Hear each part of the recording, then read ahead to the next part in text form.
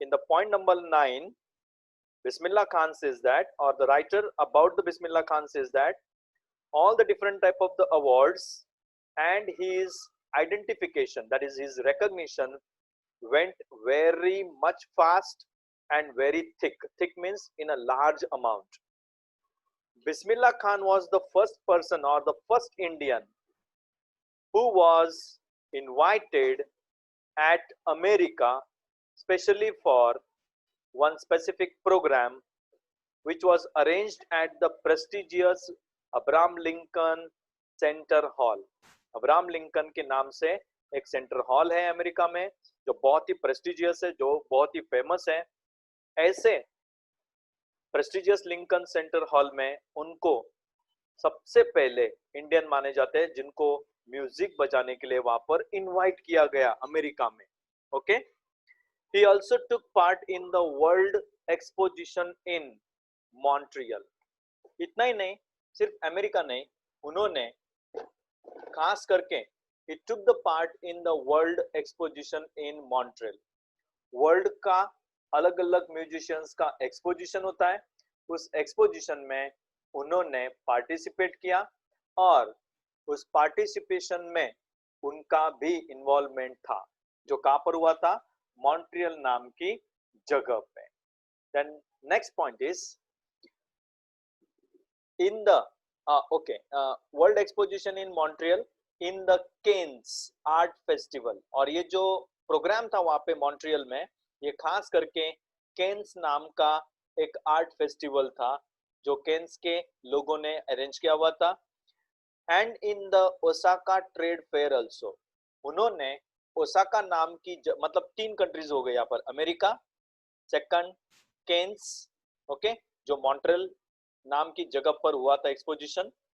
In the Cannes, Montreal country, Cannes उसका एक छोटा सा डिस्ट्रिक्ट या कोई स्टेट होगा जहां पर आर्ट फेस्टिवल अरेंज किया गया था.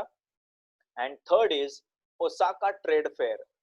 ट्रेडिंग करने के लिए एक फेयर रखा गया, एक पर्टिकुलर टाइप की जैसे मेला होता है वैसा मेला रखा गया था, उसमें भी म्यूजिक बजाने के लिए उनको इनवाइट किया गया था. So well known did he become internationally that an auditorium in Tehran was named after his name. अब वो इतने फेमस हो गए, he became so internationally famous that one of the auditoriums, एक ऑडिटोरियम है तेहरान नाम की कंट्री के अंदर, ऑडिटोरियम का जो नाम है वो उनके नाम से रखा गया. इतना वो इंटरनेशनल लेवल पर उस वक्त फेमस हुए. और उस तेहरान में जो ऑडिटोरियम है उसके ऊपर टाइटल लिखा गया उनके नाम का, तहार मोसिक उस्ताद बिस्मिल्लाह खान. इतना फेमस हो गए वो इंटरनेशनल लेवल पर. बात यहाँ पर खत्म नहीं होती है. अब धीरे धीरे पॉइंट नंबर 10 में नेशनल अवार्ड्स को, वो भी कोई साधारण नेशनल अवार्ड्स नहीं थे, सच एज पद्मश्री, पद्म भूषण, पद्म विभूषण, और सबसे पहले हमने पहले भी पढ़ा है भारत रत्न भी मिला था, लेकिन वो अब 11 नंबर पॉइंट में आएगा. सबसे पहले उनको पद्मश्री मिला, उसके बाद पद्म भूषण मिला, and after that he received Padma Vibhushan also. They were all conferred, given usually as an award or a degree, okay, to Bismillah Khan.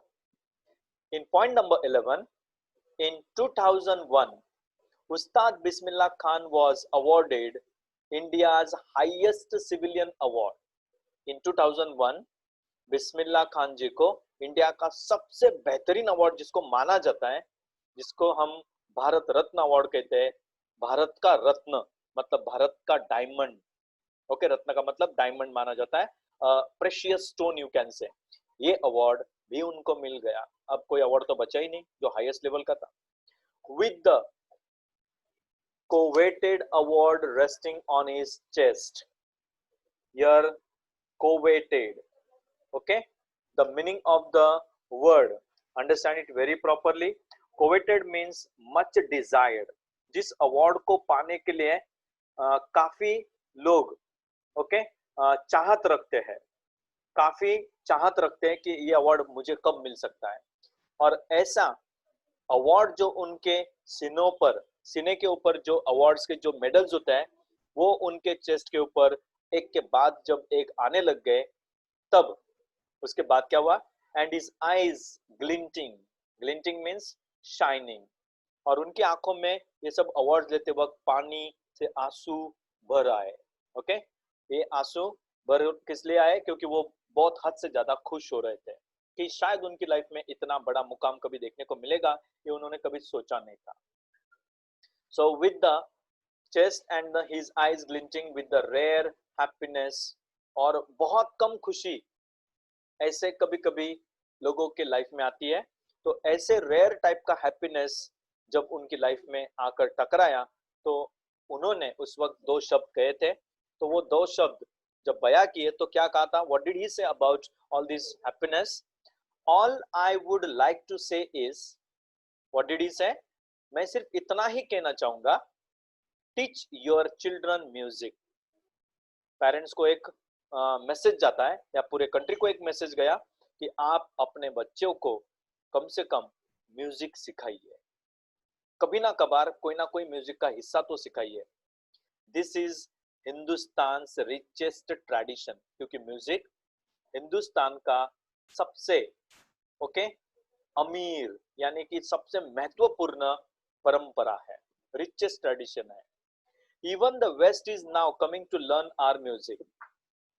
इतना ही नहीं, उन्होंने तो ये भी कह दिया कि वेस्टर्न लोग भी, वेस्टर्न कंट्रीज के लोग भी आज हमारे कंट्री में म्यूजिक सीखने के लिए आ रहे हैं। Now point number 12, in spite of having traveled all over the world, now उन्होंने वर्ल्ड में न जाने कितने कंट्रीज घूमे होंगे, he has traveled many countries in his life, Khan साहब as he is fondly called, उनको खान साहब इस नाम से आमतौर पे लोग पहचानते हैं।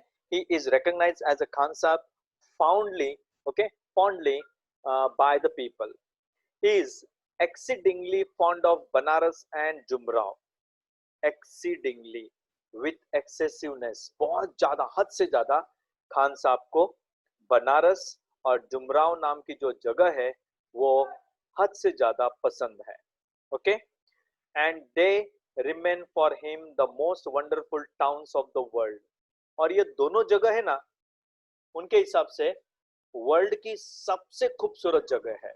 बनारस और जुमराव, ये दो जगह या this two towns according to Bismillah Khan are the most wonderful towns of the world, क्योंकि उन्हें सब कुछ जो मिला है वो वहां से ही मिला हुआ है।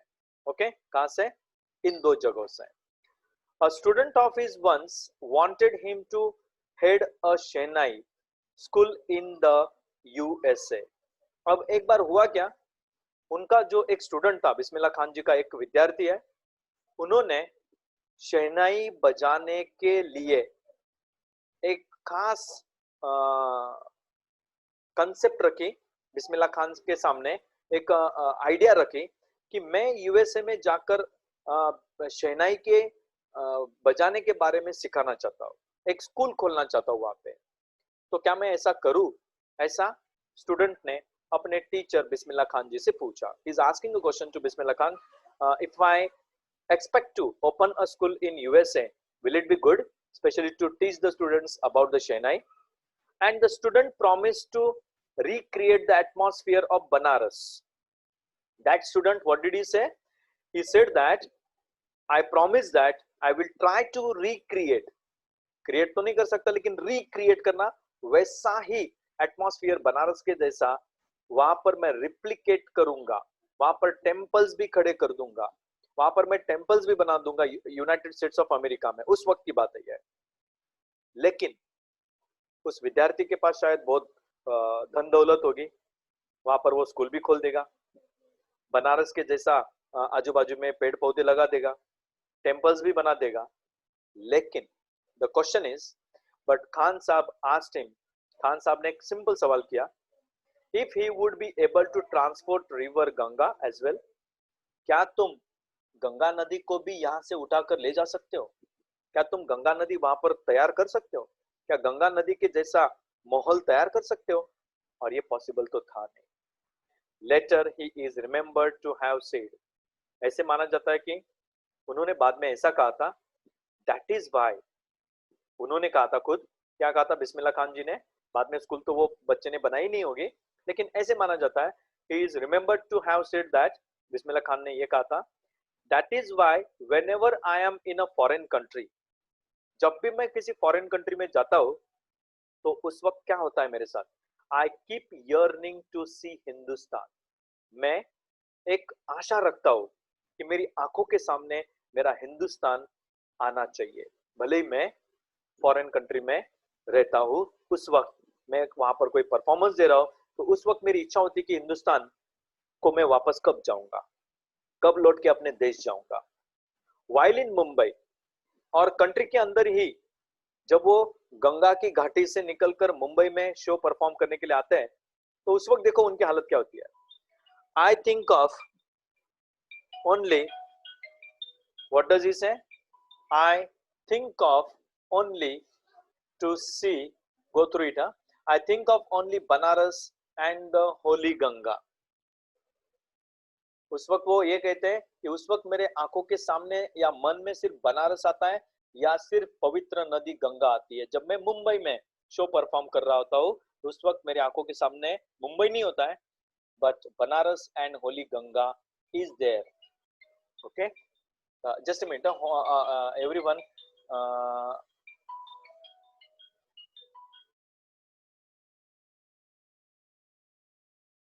कर देता हूँ ऊपर की लाइंस को मैं वापस एक बार।